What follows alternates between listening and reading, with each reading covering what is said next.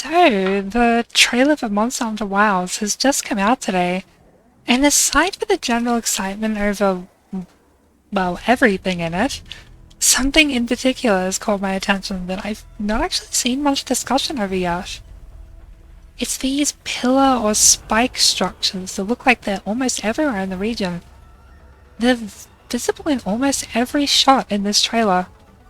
How prevalent they are makes me think they probably hold some sort of importance to the game and its story.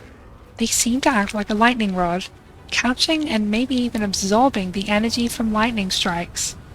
When this happens, we can briefly see these runes or markings of some kind on them.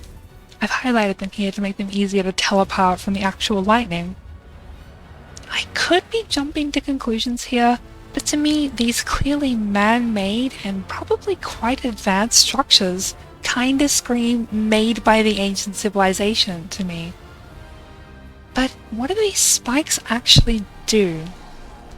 Well, when I first watched the trailer, I kind of assumed this, terrain-changing effect via sandstorm thing was just like a non-diegetic thing that they made for the trailer specifically.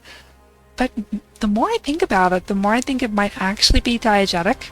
I feel like these spikes might be some sort of ancient civilization technology built to instantly change the weather or terraform an area. We know the ancient civilization was more advanced than any current Monster Hunter society by a lot, so it's probably something they were capable of. And we also know they didn't really have a strong sense of environmental ethics. You know, as an example, the tower they built from the corpses of possibly thousands of dragons. So I could totally see them building these spikes for some purpose that benefits them, regardless of the effect it might have on the local environment. Some more evidence that the terrain and weather changing might actually be diegetic and caused by the spikes comes from these new creature designs. Specifically these cute little pangolin-like ones. A few of them seem to have these large spike structures on their back. If the weather in this area shifts as suddenly as it seems to in this trailer, a slow herd of creatures like this might not be able to get to safety before a lightning storm hits. So I could totally see these spikes acting as lightning rods, protecting the whole herd from getting hit by random lightning strikes. And indeed, this seems to be what they're for, as we can see one of the pangolin monsters with these spikes getting hit by and absorbing a bolt of lightning.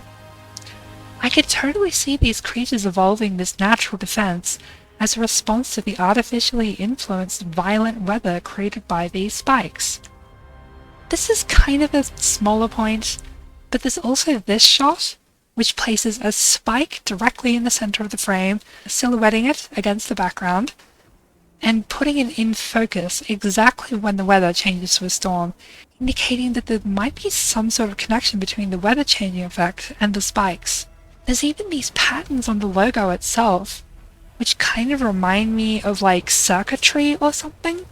Between that and the pretty large focus this trailer, and also Monster Hunter Wilds' official website, put on this terraforming / weather changing mechanic, it really makes me think that the ancient civilization, or at least their old abandoned technology, might play a much larger role in this game than it has in any previous one. But I could also just totally be reading too much into this. Literally all we know about this game so far is what's in this trailer. There's still a ton we've yet to learn. But even so, I'd really be curious to hear what other people think about this theory, or if other people have their own theories about what the spikes and the changing weather means. So, yeah, I guess that's it for now. Thanks for watching. Bye!